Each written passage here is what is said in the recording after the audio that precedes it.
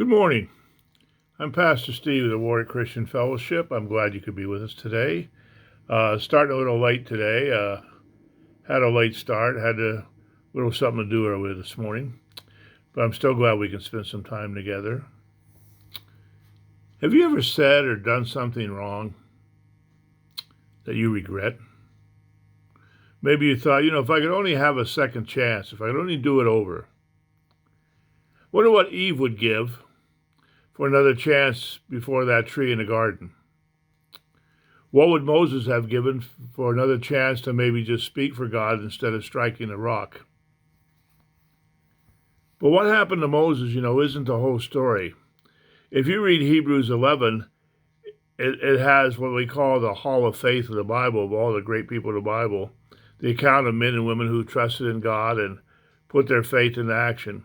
In verse 27 of Hebrews 11, it says about Moses, "It was by faith that Moses left the land of Egypt, not fearing the king's anger.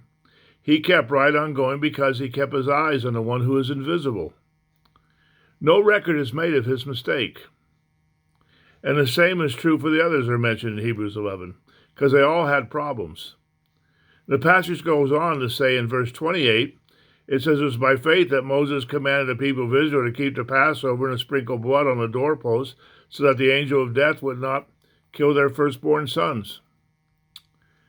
The action of putting blood on the doorposts made the perfect image of the cross, so the judgment of God didn't come upon the firstborn. Moses applied the blood of the Passover lamb, and it was under the blood, and he was under the blood, I should say.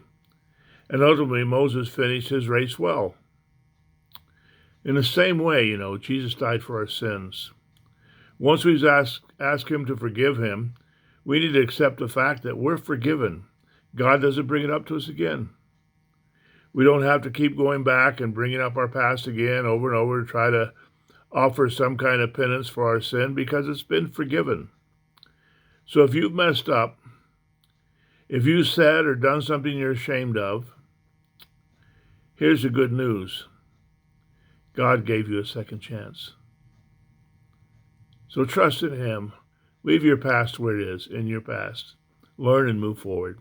May God bless you. May you have a great day. Hopefully I'll see you tomorrow. Bye-bye.